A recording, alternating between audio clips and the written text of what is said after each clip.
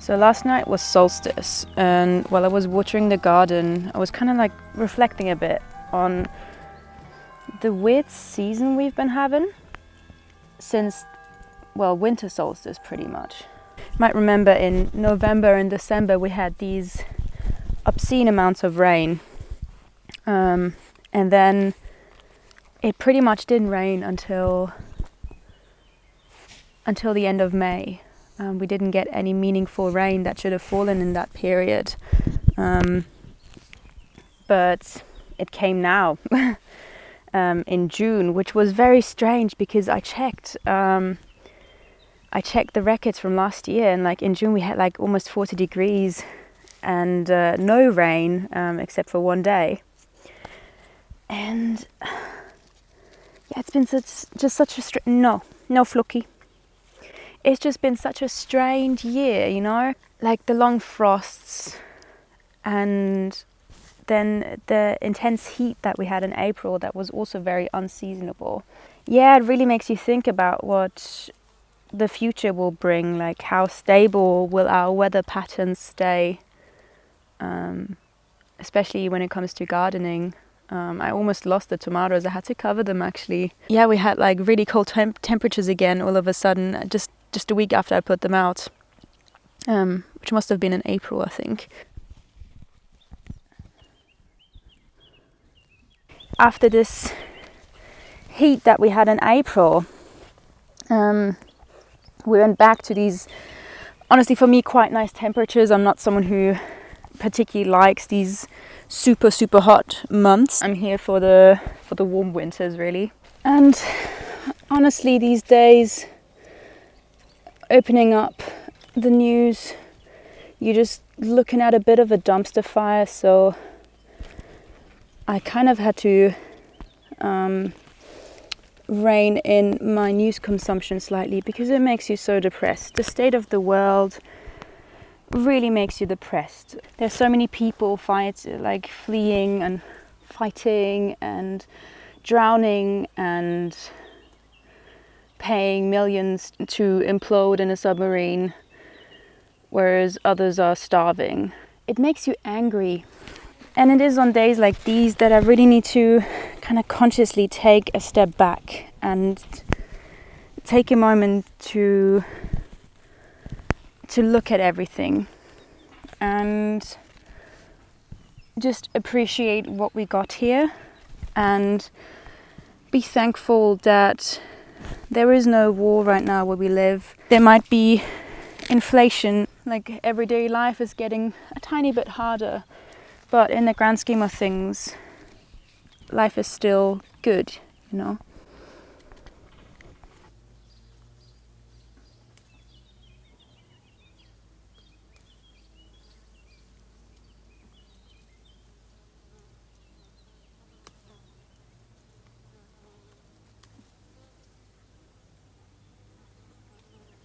A few years ago, while I was reading an article about the fight to save the Great Australian Bight from oil exploration, I came across this expression that has really stayed with me all these years, like across all of my travels. The Mirning people of the Great Australian Bight have this word, gunminyera, which I'm probably pronouncing wrong, but it means something like gratitude for the land and the sea and all the creations that live on it.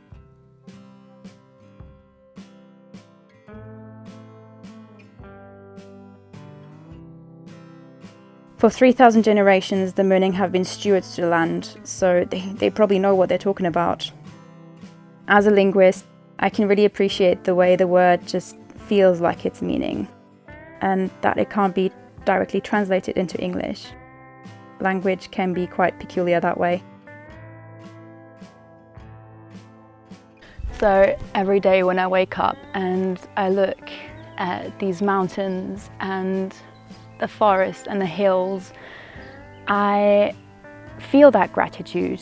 It is gratitude for the forest that keeps us cool when it's as hot as it is today, and it's gratitude for the pollinators that work really hard to feed us basically in this garden, for example, and that all this can happen surrounded by the eucalyptus plantations that are encroaching on our land.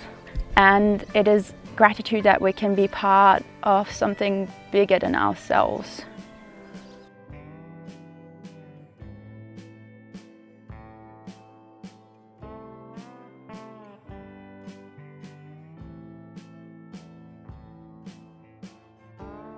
But there are definitely times where this is not as easy and that gratitude is a bit hard to come by, especially when everything fails and the basement is full of water and all the chickens have been killed overnight. And those are the moments where I question, why the hell are we even doing this? Believe it or not, like living in a flat in Germany, working a 9 to 5 is a lot easier than living out here. Easy on the body for sure. Instead of hauling chicken shit out the side of a hill, we could go to a gym. And instead of calculating building dimensions or weeding the garden in 30-degree heat, we could assemble IKEA furniture while watching Netflix and eating takeout. But yeah, that easy way just didn't quite feel right for us, I guess. In the face of our collapsing ecosystems, this was the best way we could come up with that meant fighting back in a small way. It's about taking matters into our own hands. And obviously what we're doing here is not going to change the world. It's not going to stop climate change.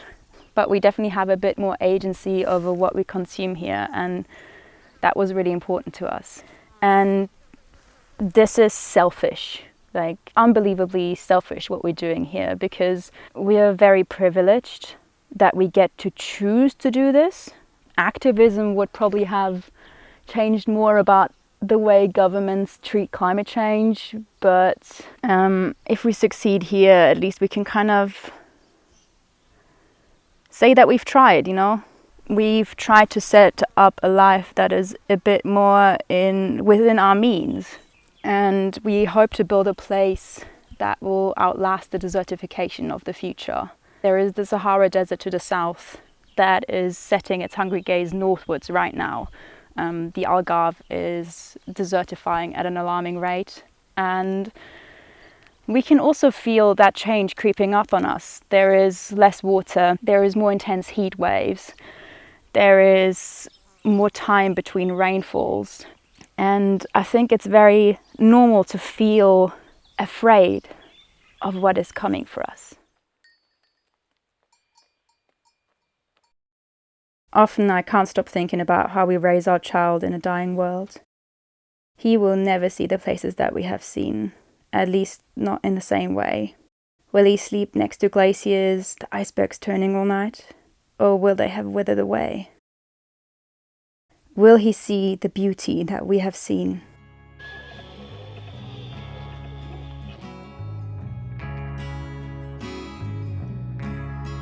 The planet will undoubtedly keep on turning, but he will grow up in a world we just don't recognize from our childhood. A world that burns, a world that is defined by struggle for water and the loss of their homes for a lot of people.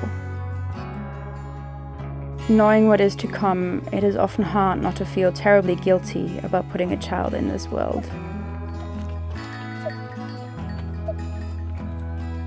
This morning I woke up to the headline that we will breach the 1.5 degree mark, probably within the next 5 years. Although it might only be temporary and it will go down a bit. It's just very disheartening to hear that, because 1.5 degrees is already going to result in some really devastating consequences for people. Even the 2-degree mark it makes regions of the planet unlivable for us. And we are witnessing this climate breakdown right now. There is flooding in Pakistan where the water just showed up and never left, and people have lost their homes, they're internally displaced. And I think if all these COP conferences that we're having, where companies and politicians just shake hands over our doom, if that would actually help we would see results by now. We would see meaningful action being taken to lower the amount of carbon in our atmosphere. And that's just not happening. And some people might think that climate change is going to be this great equalizer for us, but that's just not true. And we all have to fight for our survival at some point, and we're not sitting in one boat. Some people will sit in these luxury yachts where they will have personnel and they have the funds to pay for whatever they need to be comfortable amidst ecological breakdown. And some of us will have boats that function more or less, which will hopefully be us. And some people are drowning right now in the Mediterranean in rubber dinghies. And some people have never even reached the boat. So the only solution we have right now is to create the best possible place for our child.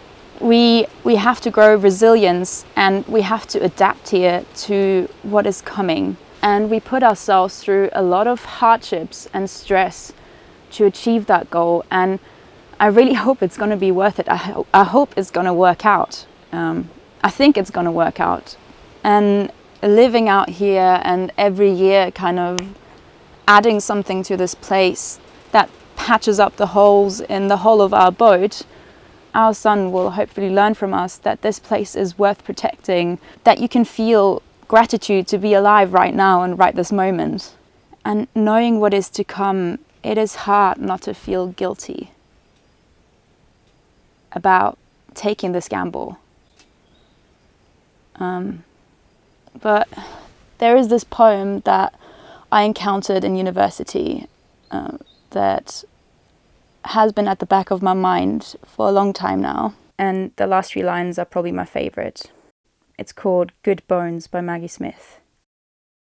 Life is short and the world is at least half terrible, and for every kind stranger there is one who would break you. Though I keep this from my children, I'm trying to sell them the world. Any decent realtor walking through a real shithole chirps on about the good bones. This place could be beautiful, right? You could make this place beautiful. Ultimately, that's why we're out here. We are trying to make this the most beautiful place, working with the good bones that we found here. We're trying to sell him the world, that not everything is bad and there are adventures to be had. If you've never seen it, if you never saw the beauty that this planet has to offer us, and the fact that it's such a miracle that life can actually even exist here because we were in the right place at the right time, because our planet is positioned in just the perfect Goldilocks zone for life to exist. If you've never felt that grandness, I'm not sure if you can appreciate it enough to protect it. So out here, we teach him gratitude for the land and the sea and every creature walking on it.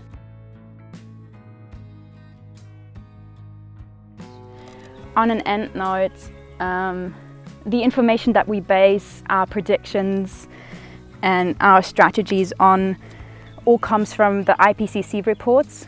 They are released on a very regular basis by a panel of the best climate scientists in the world. And I can really recommend that anyone reads it every once in a while. There is a section where they do very comprehensible